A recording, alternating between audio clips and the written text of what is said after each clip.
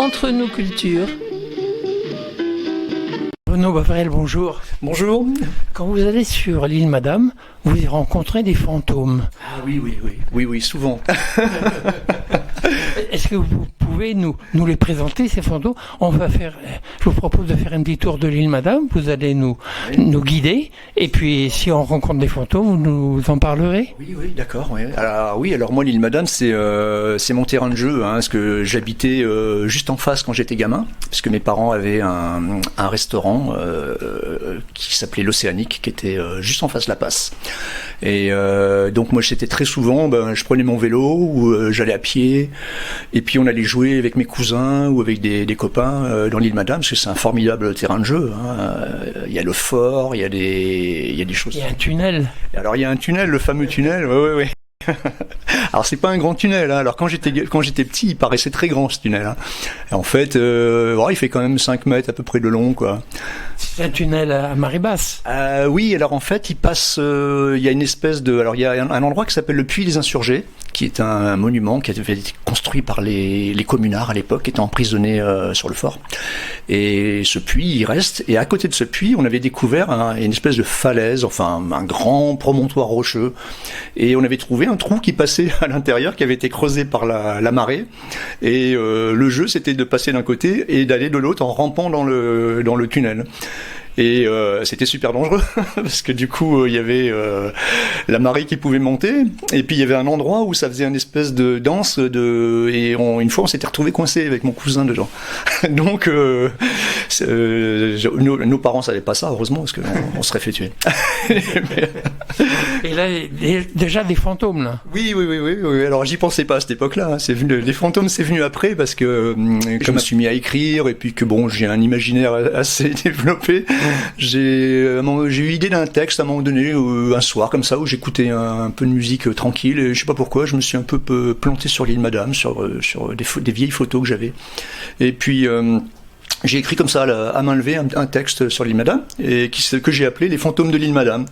Voilà, qui avait été publié à l'époque dans une revue qui n'existe plus à La Rochelle. Et étonnamment, qui s'appelait Comme une culture, comme quoi. Voilà, donc j'y parle de mon ressenti, d'une rencontre avec les fantômes dans l'île Madame, du tunnel, le fameux tunnel. Voilà. Et le puits des Insurgés également, ça doit faire ressortir des fantômes, ça. Oui, le puits des Insurgés, ça fait ressortir les fantômes des communards. Et puis moi après j'imaginais, faut dire que l'île elle est riche en histoire. Il y a eu déjà la première chose, c'est les prêtres qui avaient été déportés sous le régime, qui était contre la nouvelle constitution. Et il y a eu, 800 et quelques prêtres déportés sur les pontons de l'île Madame, et certains ont été enterrés. À l'entrée de l'île, il y a une espèce de grande croix de galets. Et il y en a à peu près 80 là qui avaient été retrouvés, qui sont sous ces pierres. Et les autres, certains ont disparu dans la Charente. Enfin, c'était une horreur, c'était vraiment un génocide. Et donc je parle de ces fantômes-là, parce qu'il y avait beaucoup effectivement d'hommes d'église. Et puis l'île Madame était aussi, alors on n'a jamais trop su, il y a eu des querelles de comment dire, à qui appartenait l'île Madame à une époque. Alors il y avait Madame de Rohan qui disait que c'était à elle, les Rohan-Soubise. Il y avait je sais plus qui d'autre, donc je parle de ces querelles entre les fantômes qui se disputent un peu autour de l'appartenance de l'île en agitant leur chaîne. Donc voilà, ça donne un truc assez marrant et puis assez poétique en même temps. Et ce puits des Insurgés, là, il fonctionne toujours? Il y a toujours de l'eau douce? Oui. Oui. D'ailleurs, nous, on y buvait avec mon cousin, on y allait souvent quand il venait en vacances, parce que lui, il allait à Paris. On buvait dans ce puits de l'eau qui est douce et qui est vraiment très très bonne. Alors, je sais pas si ça marche encore, parce que ça fait longtemps que je suis pas allé. Et nous, on buvait là-dedans. Alors, fallait pas boire juste après la marée, parce que du coup, il y avait encore de l'eau de mer dedans. Mais si on attendait un peu, après, ça s'est coulé.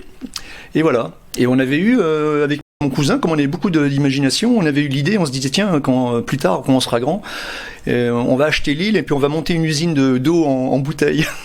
Alors on avait trouvé le nom, on voulait l'appeler Eau des Insurgés ou Eau du Puits de l'île Madame. Bref. Mais les fantômes étaient là pour protéger l'île. Voilà, les fantômes étaient là pour protéger l'île. D'ailleurs, j'en parle à la fin du texte, où je dis qu'on avait des idées un peu trop grandioses et que une nuit, les fantômes sont venus me tirer par les pieds pour me remettre les idées en place. Ça se termine un peu comme ça, quoi. Et que... Il y a un fort également. Alors il y a le fort, mais non, mais c'est une île qui est fantastique. Hein. Elle est toute petite, hein, l'île Madame. Hein. Ça fait 80 mètres carrés, je pense. Il y a 800 mètres de large sur 300 de long. Enfin, c'est un carré minuscule. Hein. Et il y a ce fort qui a été construit, bon, je sais plus exactement quand, mais qui servait de prison déjà pour les soldats de 14-18, pour les déserteurs, les insoumis. Et il peut se visiter. Hein, il y a une société à Port-des-Barques qui fait visiter le fort avec des visites guidées. Moi, je l'ai faite, c'est vraiment intéressant. Mais ce fort, alors moi, je le connaissais parce que dans les années 60, c'était un centre de vacances pour les personnels militaires. Et nous, on revenait d'Algérie avec mes parents et on avait loué une petite maison dans ce fort, un petit appartement où on était en vacances dans le fort de l'île Madame. J'ai encore des vieilles cartes postales qui datent. Et il y a aussi des vaisseaux fantômes, mais là, dans la baie. Ah oui, alors les vaisseaux, je parle des vaisseaux sur lesquels étaient. Alors il y avait les combats navals, parce qu'il y a eu beaucoup de bagarres hein, autour de l'île Madame, notamment sur l'île d'Aix, sur les banches de l'île d'Aix, il y a eu des bateaux anglais, hollandais qui voulaient attaquer le port de Rochefort en fait, et voilà, qui s'opposaient à la marine française. Et il y a eu la fameuse affaire des brûlots, je crois. Enfin, il y a eu toute une histoire après que des spécialistes ont développée. Et donc moi je parle aussi de cela. Hein. Il y a voilà, sur l'île Madame, il y a 2-3 fantômes de marins qui se sont échoués sur les banches qu'on a retrouvés là. Il y a du monde hein, en fait. Hein, finalement, il n'y a pas grand monde comme ça, mais il y a beaucoup de fantômes. Alors, moins fantômes, il y a encore un restaurant, je crois. Alors il y a un restaurant, oui. Alors ça s'est créé bien après. Ça, c'était sur le terrain. Là, il y a un camping, il y a un petit camping et une ferme aquacole où ils font de la salicorne, ils font des choses comme ça. Il y a un petit restaurant, je pense pas qu'il soit ouvert en ce moment, mais bon, qui avait été créé, je crois, par le propriétaire de l'île, parce que l'île appartient en partie à, je sais plus comment il s'appelait ce monsieur, qui était maire de Saint-Nazaire sur Charente, et qui avait ouvert cette espèce de petite ferme aquacole avec un camping et un petit restaurant. Et il reste encore des vestiges après. Il y a des petites maisons qui étaient à l'époque les maisons des officiers qui gardaient les prisonniers du fort. C'est une île formidable, il y a plein de choses à voir. Il y a même, alors moi quand j'étais petit, on la voit plus maintenant, mon grand-père m'emmenait souvent dans l'île Madame. Pêcher, parce qu'il avait ses coins de pêche et tout à fait au bout de l'île, il y a une espèce de passe qui s'appelle la passe des filles, et dans les grands coefficients de marée, genre 110, 115, on pouvait voir, il y avait la carcasse d'une forteresse américaine, d'un avion qui s'était crashé là. Et j'ai pas pensé, j'ai pas mis dans mes fantômes parce que les mecs s'en sont sortis. Il y a la carcasse de la forteresse. Bon, c'était autre chose. Mais on la voyait, moi quand j'étais petit, je me souviens très bien de ça. Et une fois d'ailleurs, j'avais trouvé en pêchant, j'avais vu un gros caillou rond. Et en fait, c'était un casque allemand qui était là. Ouais, j'avais récupéré ça.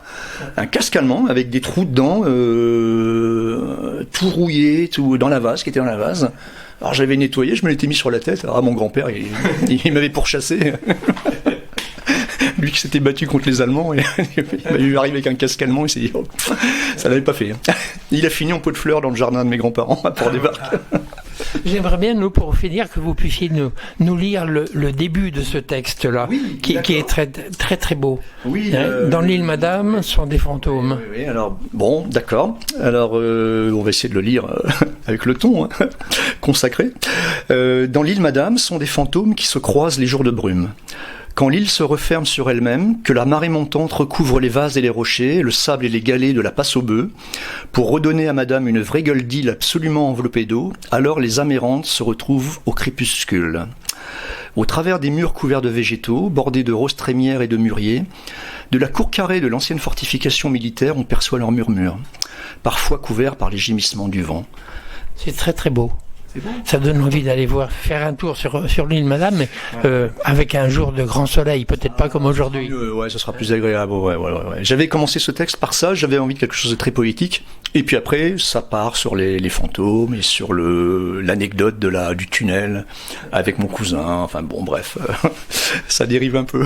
Bruno Bavrel, merci beaucoup pour cette incursion dans le domaine des fantômes. Très bien, c'est moi qui vous remercie. Et puis pour d'autres textes que je publie régulièrement maintenant sur Entre nos cultures. D'ailleurs ce matin j'en ai fait un sur l'île de Nol à découvrir, une petite île que les gens ne connaissent pas, qui est vers l'île d'Oléron. Il y a un trésor, bon, je vous laisse découvrir. On regardera ça alors, de près. Lisez l'article. Merci. Entre nos cultures.